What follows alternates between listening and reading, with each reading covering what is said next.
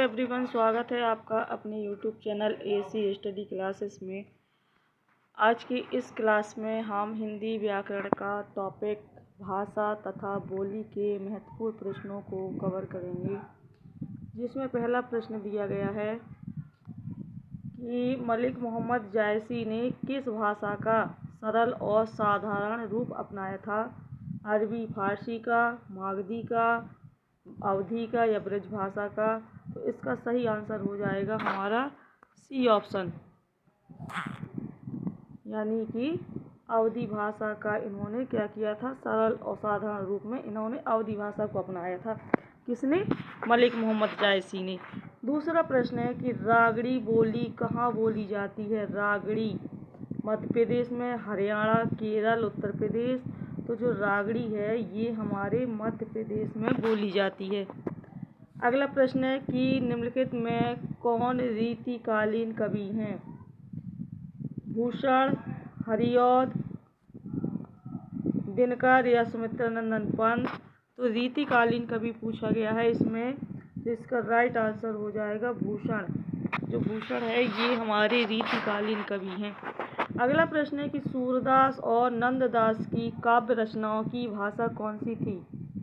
सूरदास और नंददास के काव्य रचनाओं की भाषा खड़ी बोली, ब्रजभाषा, संस्कृत या प्राकृत? तो ये थी बी ऑप्शन सही, यानी कि ब्रजभाषा। अगला प्रश्न है कि पुरानी हिंदी, उर्दू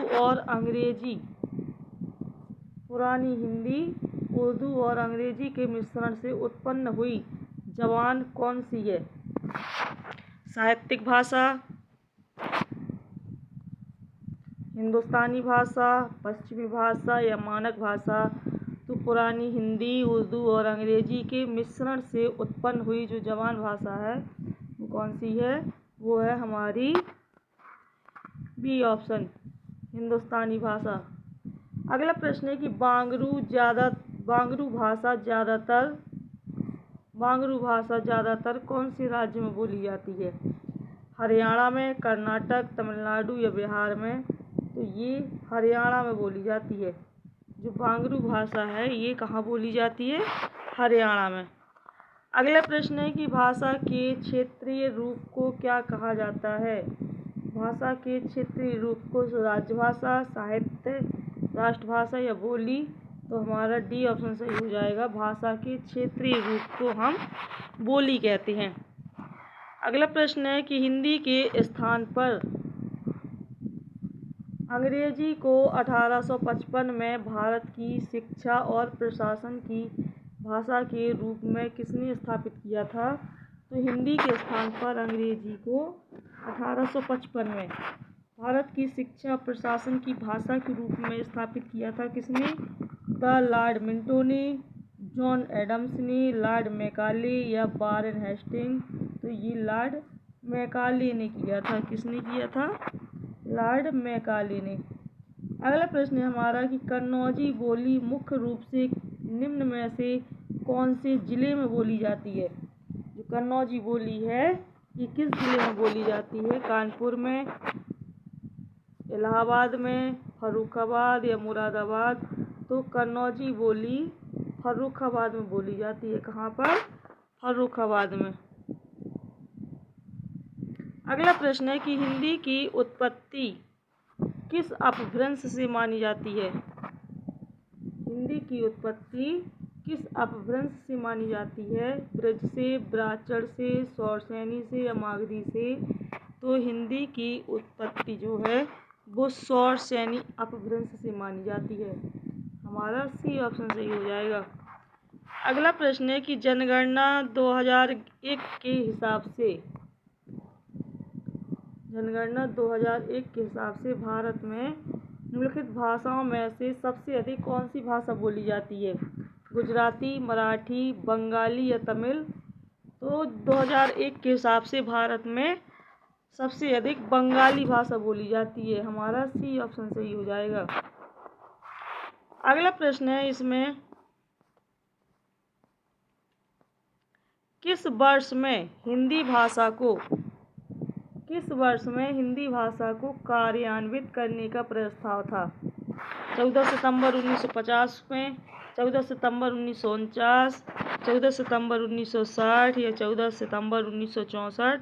तो 14 सितंबर 1949 को हिंदी भाषा को कार्यान्वित करने का प्रस्ताव रखा गया था।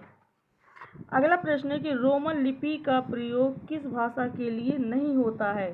इसमें नहीं पूछा गया है कि रोमन लिपि का प्रयोग किस भाषा के लिए नहीं होता है। कुल्लुई भाषा के लिए, फ्रेंच भाषा के लिए, जर्मन भाषा के लिए या स्पेनिश भाषा के लिए? तो हमारा राइट आंसर हो जाएगा कुल्लुई भाषा के लिए इस रोमन लिपि का प्रयोग नहीं किया जाता।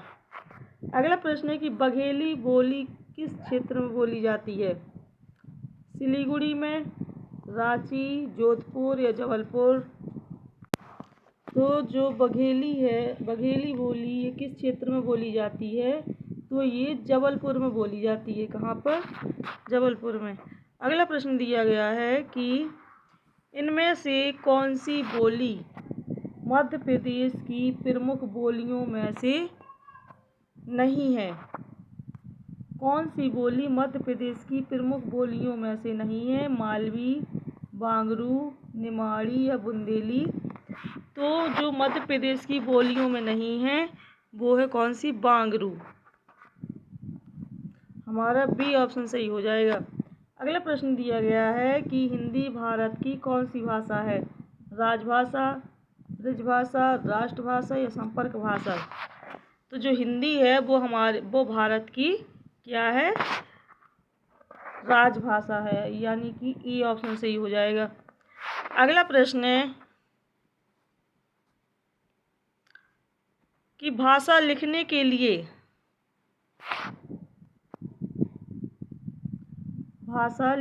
लिए प्रयुक्त चिन्हों के व्यवस्थित रूप को क्या कहते हैं? भाषा लिखने के लिए प्रयुक्त चिन्हों के व्यवस्थित रूप को व्याकरण कहते हैं, बोली कहते हैं, भाषा कहते हैं या लिपि कहते हैं? तो ये क्या कहते हैं इसको? लिपि। भाषा लिखने के लिए प्रयुक्त चिन्हों के व्यवस्थित रूप को हम लिपि कहते हैं। अगला प्रश्न है कि हड़ौती बोली कहाँ बोली जाती है? हड़ौती राजस्थान में, हरियाणा, मध्य प्रदेश या उत्तर प्रदेश? तो हड़ौती बोली ये राजस्थान में बोली जाती है। कहाँ पर? राजस्थान में, यानी हमारा ए ऑप्शन सही हो जाएगा। अगला प्रश्न है कि दिए गए विकल्पों में से द्रविड़ परिवार की भाषा कौन सी है? बंगला, उड़िया, असमिया या कन्नड़? तो द्रविड़ परिवार की जो भाषा है वो है कन्नड़ भाषा। डी ऑप्शन सही हो जाएगा। अगला प्रश्न है कि निम्नलिखित में से प्राचीन भारतीय आर्य भाषा कौन सी है?